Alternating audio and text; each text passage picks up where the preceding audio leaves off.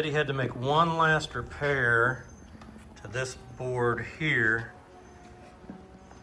to get it solid. It was floating at the end, and so he got that finished, put the threshold back down. He's waiting to get this finished for the sinker cypress that I'm supposed to be getting.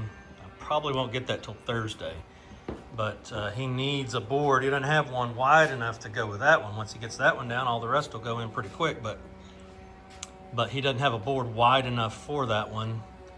So he's just kind of waiting on that. So right now he's working on getting these windows in. Got one in, they're cutting down the other. And Jerry Wayne is still working on these stops that go here. And so we talked a lot about the stops today. So on the window stops, we've got so many different types of windows in here. So the ones in the parlor are slightly different than the ones that on the porch in the dining room. And then the ones on the porch in the dining room are slightly different than the ones on the yard side. The one in the kitchen and the one in the bedroom are similar, but then the ones in the bathroom are a little bit different. So we're actually having to do a couple of different widths on those stops and figure those out. They also show different profiles with the trim that goes along the windows. Anyway, we're having to figure each one of them out. You can't just cut, 15 or 20 of them and then put them around. You've got to look at each window specifically and what does it need, and then fulfill that need. It's just crazy to me that when they did the Greek Revival change to this house in 1830, that they didn't make all those consistent. I think it's just another instance of, well, we've already got this framed, or we've already got, this way, so we'll just leave it and then we'll change that. I mean, the window, especially the one that's going to be in our potty closet that's in that older side there, that old wall, the 12/12 window, or is it 9/9? I can't remember. But anyway, that one is just completely different from all the other ones. They wouldn't have done that in a Greek Revival makeover, but they did. So, the entrance is not centered, the doors are not the same height. It's a real interesting house, and it's an ever-evolving puzzle that you got to figure out. We were talking the other day about how everything is harder. I was talking to Marcus. Hey, we keep running into these roadblocks. I mean, this becomes harder because of this, and it just never ends. But it's one of the things that makes this house unique, and all of the history is why it is that way. So of course we love all of the history, and we're going to just embrace it and do our best to get it done and make it look great. That's all we can do.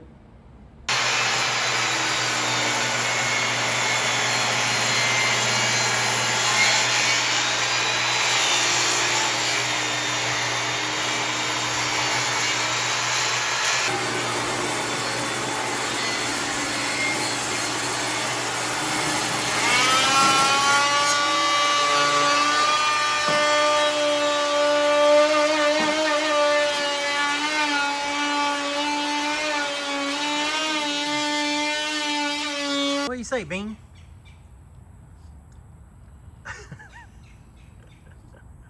Y'all, we have a real problem with fire ants around here, and we have them all over the yard, and I will go out and put granules out to kill them. It really kind of feels like they just moved to a different spot. I don't know. Maybe they're just that big a problem, but now we've got some trying to take hold in the front yard here. That's a very small mound, but they really hurt. Those things start biting your ankles and it hurts. They just attack you. So I definitely don't want these out here with my kittens and my dog. So I'm going to take care of some of those. I got some more fire ant killer. You just put these granules on there. It does a pretty good job. But I've got them all over the place. And the mounds sometimes are like 1.5 to 2 feet wide and 3 or 4 inches tall. I mean, they get huge. And it's just an ongoing battle. Keep them at bay. So have to go get these granules every now and then and spread them around. But now they're after my little dog. Can't have that, can we, Bean? What you got? Bean. What you doing, Bean? Can't have that, can we, bud? No, sir, I'm too cute. Probably got bit on the foot and that's why he's licking it. Yeah, yeah. Are you talking to Miss Tet? Oh no, she scares you? She's scary. Somebody asked me, you know, why did my grass grow better over here? The truth is, I put out at fall last year, I put out a lot of winter rye, which actually just basically, it looks good during the winter, but it dies in the summer. It does keep your dirt where you want it though, so kind of helps stabilize. And all this is new dirt. Everything we put out here, this is all new because this was a road, as you remember, that went all the way across here and up that drive. So to have a yard, we had to bring some dirt in, smooth it out, lost everything that was growing here. This side's got some growth. It's not terrible. A lot of weeds and other junk, but if it's green, I let it grow. This side's a little worse, but so I did get some growth coming of my shade tolerant seed that I put out, but so much of it got washed off that I think we just mostly just lost all our seed here. And that's why we just have a bunch of dirt.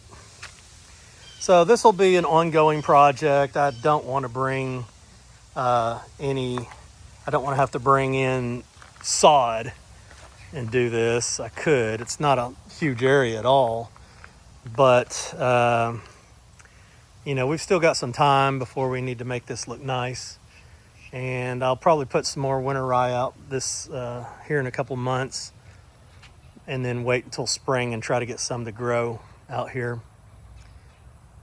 You know, we put hay out here everywhere and tried to hold everything in place. And I don't know if that worked or not, but this side's not terrible. It actually looks worse on camera than it does in person. But. So I've been doing a lot of computer work today, so I haven't been able to spend much time up here with these windows. But up here now, and my goal will be to get these cleaned and ready for primer. So I'm gonna blow them all off first because they are still filthy. I'm gonna have to wipe them all down as well, especially that one, because I did a lighter sanding on it, a lighter scraping, and it's still filthy. So I'm going to do my best to get all these clean so then I can prime.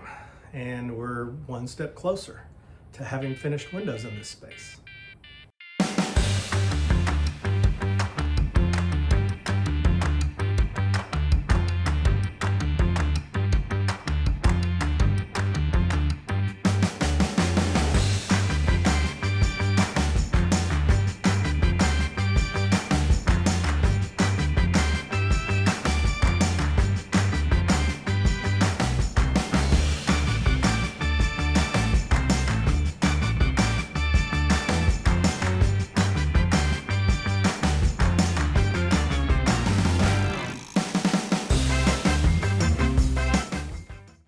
So this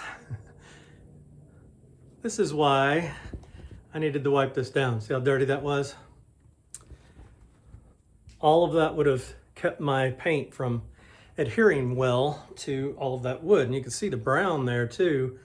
That is wood dust from these two big windows. The black is all from that back window. So do you guys in your house have a name for your towels after they're no longer good for people? Like they wear a hole in them or whatever and they're just not good anymore, but you don't want to throw them away? In our house, those are affectionately known as dog towels. So this would be a dog towel. And why am I not using a rag, just some rags that you buy, a box of rags? Because I've bought 18,000 boxes of rags and I can't find a single rag. So who knows where they are? They've run off. They have legs, I guess. So these, let them dry a little bit. They're gonna be ready to put some primer on. I did get a latex water-based primer. So I'll be putting that on these windows and I will do a light sanding after that. And then they're just gonna sit and wait until it's time to do some painting around here. So, you know, these have their stops already in them because we didn't take them out. So we didn't take the sashes out. So we don't have to do that with these. So these windows are going to be pretty well buttoned up. Got to clean, like I said, I got to clean the glass. I get some Windex to do that so that they will look beautiful. And they're going to be ready for another 100 years, maybe 50, 30, 20, 50, 70, till I'm done. I'm never going to paint them again. I know that. Well, maybe I will. So most of these openings had already been cut and they were ready for the windows, but this one had not been cut. So that's one of the things that Big Eddie did today. So that is there, it's in place, it's ready to go. And that one is in place and ready to go. And this one down here is in place and ready to go. So just got to really weight them and put the sashes in because the sashes are ready to go. So we just about have an enclosed space back here. Got one of our others there. And then the other one I think is in the kitchen. But get those all in and weight them and put the sashes in. Man, we're going to have windows by the end of the week. I hope. Just a quick breakdown of the elements in this doorway. So this is your threshold. This is your weight pocket. You can see there's the top of your weight pocket, the bottom of your weight pocket. So you can unscrew that screw there, pull that out and access your weights to rope those. Then you've got your parting bead. Where's my hand at? This is your parting bead. So this is the top sash runs here. The bottom sash will run here. This is your stop for the top sash. And then we'll have to put a stop for your interior sash there. That's where your pulley goes. You see this cavity here, that's for the box head so that your bottom sash can continue raising up into the wall cavity there.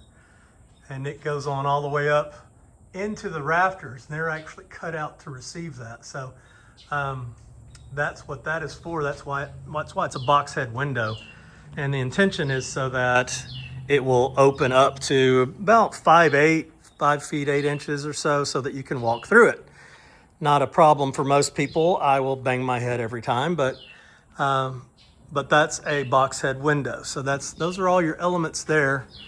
And just gotta double check that cavity to make sure it's gonna be open for us to get all the way through, because I'm afraid we've got that piece of wood there that we've put for drywall.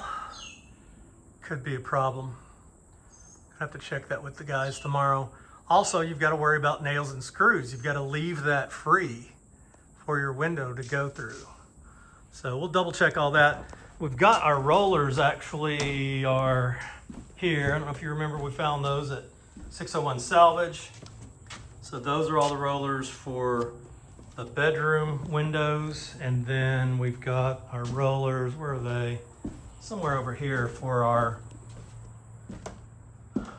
ones in the kitchen. Who it is? That is Sylvester. That is Daddy. Haven't seen him in like 2 or 3 weeks, really. But he is back and having him a nice little dinner. How about that?